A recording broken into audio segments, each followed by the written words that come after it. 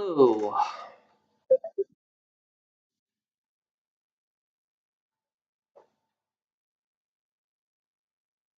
hello. Let's talk about morality. You know, the belief about the what's right behavior and what's wrong behavior. The disagree to which something is right and good. The morals of goodness or badness of something. See the full definition of morality. I don't know. Morality. Yeah, I thought about that.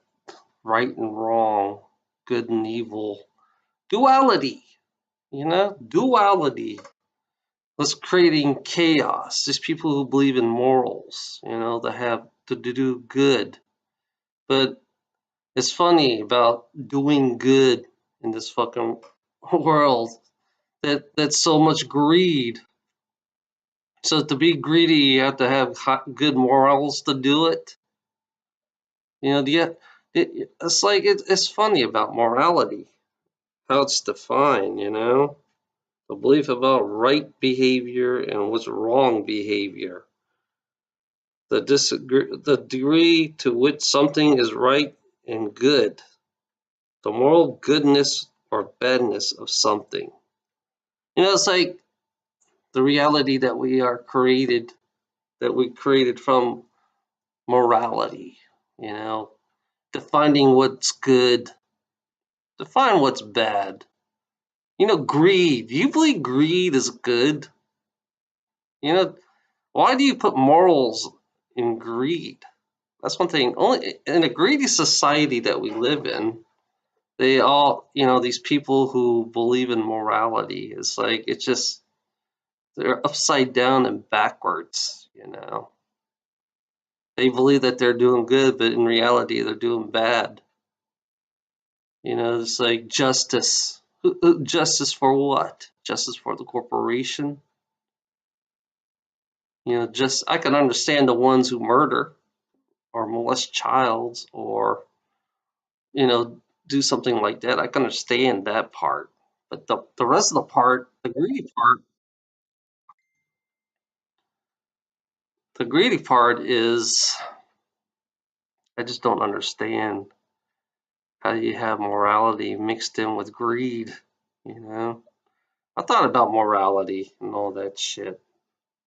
I thought about all that crap. It's funny that I listened to Jordan Maxwell, and it's funny how he puts the how he compares he, according to the Bible, Jesus is Lucifer, you know, and then the Christianity stole paganism.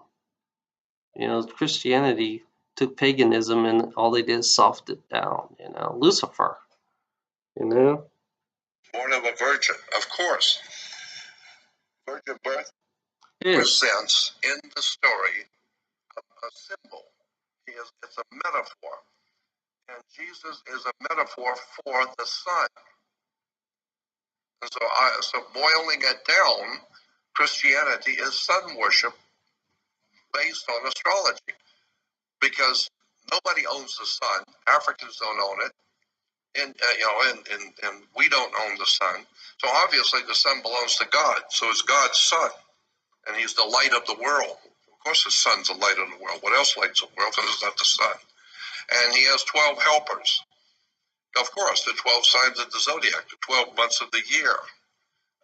He is our risen Savior. Of course, it rises every morning about 5:30. And the sun is your Savior. If it don't come up, we're dead.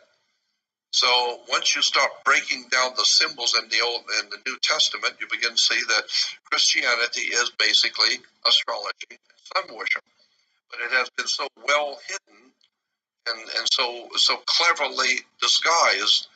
And once you start breaking it down and reading the whole story, it becomes overwhelmingly obvious this is what we're talking about. He has a virgin birth. He's born of a virgin, of course. Virgin birth because one of the constellations of the zodiac is Virgo the virgin.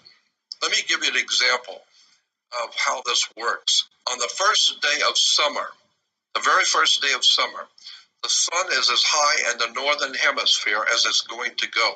It doesn't go any further north. The first day of summer, the sun is as high in the northern hemisphere, and it begins to work its way south. And each day it moves 1 degree. And as it moves 1 degree each day, 90 days later, or 90 degrees later, it's halfway down. So now we say that the sun was the Lion King in summer. The Lion King, because the sun was in the constellation of Leo, the Lion King from Disney. But then as the sun moves southward, it finally hits Scorpio. So God's son was really hot. He was the Lion King, but now he's falling. So now we call it fall because he's falling. He's falling south. So it moves into fall in Scorpio. This is why Judas gives Jesus the kiss of death, because Judas represents Scorpio. And Scorpio gives the God's son, the light of the world, the kiss of death. And now he's going to die in Capricorn. He's going to die and go all the way down. But what's interesting about this is that the sun goes all the way down south until it hits what is called the winter solstice. And that's on December 22nd, the sun hits the lowest point on the sky in the south on December 22nd. It's called the winter solstice, the beginning of winter. And for 3 days, the United States Navy can show and explain it to you that the sun comes up for 3 days, 22nd, 23rd, and 24th, on the same degree. It doesn't go any further south, and it doesn't come back north. But on the same degree that it was on December 22nd, the sun rises the next 2 days, 23rd and 24th, on the same degree. So the ancient people said that the sun was alive. He was the lion of the tribe of Judah, Leo. He got the kiss of death from Scorpio, and now he is 3 days, he's not moving at all. So therefore he's in his tomb for 3 days. Then on the 25th of December, the sun moves 1 degree northward. And you can calculate that, as the Navy does. You can calculate, it's very slight, but if you got the right instruments, you can see the sun move 1 degree northward. Therefore, it came back to life. So now we celebrate God's son being born again. He's born again. When? On December 25th. So we celebrate Christmas, or Christ's Mass. But as the sun moves back toward the northern hemisphere, it crosses over the equator at spring, because he was dead in winter. Now he's springing back to life. So as he comes back to life and crosses over the equator, there was a celebration called the Passover, because the sun has passed over the equator, coming back to the northern hemisphere. And so today we even say, when someone dies, we say grandmother passed last night, grandfather passed away, or they passed on. But always past was associated with death. So God's son has passed over the equator. So once a year, around the world, the Jews celebrate the Passover, which is nothing more than the sun passing over the equator. And Christians, of course, could not do that, because that's Jewish, and they wouldn't want to have anything to do with the Jewish celebration. So Christians have a totally different celebration. They call it the resurrection of God's son. And so they go out on the Passover, and go out and have something called the Easter sunrise service. So you actually have Christians going out and waiting for the sun to come up for something called a sunrise service. I mean, what is that all about? Christians are worshiping the sun. And then when you start looking at how the word S-O-N and S-U-N are interchangeable in Christianity, and God knows there's a lot of information on that. So that basically, you boil down, Christianity is sun worship, astrology. Old Testament is astrology, sun worship. Yahweh, as I said, was associated with the sun and the planet Saturn. Let me give you another example about the ancient religions of the world. Moses was a lunar deity. Moses was a leader of the moon cult.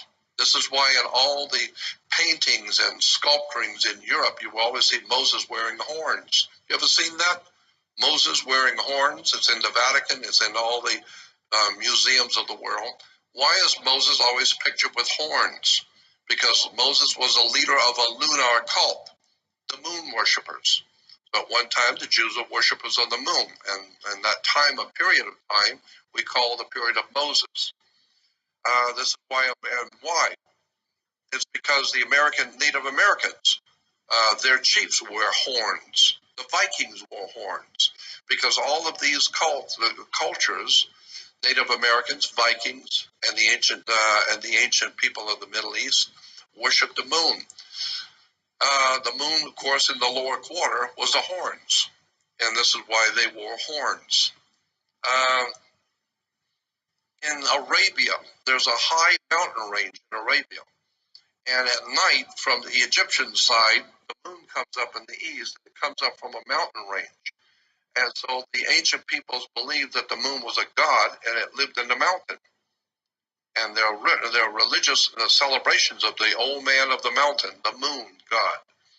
And in the ancient Arabic system, the moon god was called Sin, S-I-N. That was his name. The moon god of Arabia was Sin. And a mountain in the ancient language was spelled Ai. So you take the mountain Ai with the god who lived in the mountain, the moon god Sin, and put it together, it becomes Sinai. So you get Moses goes up into Sinai. No, it's Sin Ai, the mountain of the moon god.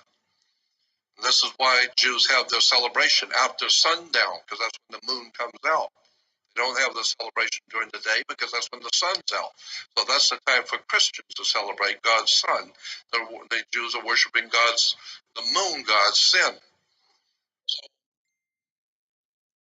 I don't intend to, I'm not trying to offend anyone, but I'm just trying to tell you where religions come from. Religions have been given to us by the same people who gave us our government, our banks, our educational institutions, our whole entire ruddy system in Western civilization is based on religion, politics, sex, drugs, and rock and roll. It's just business. Yep, exactly. You know, I support Jordan Maxwell and every word he says. I'm gonna start playing him more often, especially all those religious fucks who believe in truth. You know, you don't know what truth is. You don't know truth. You live in your fucking denial.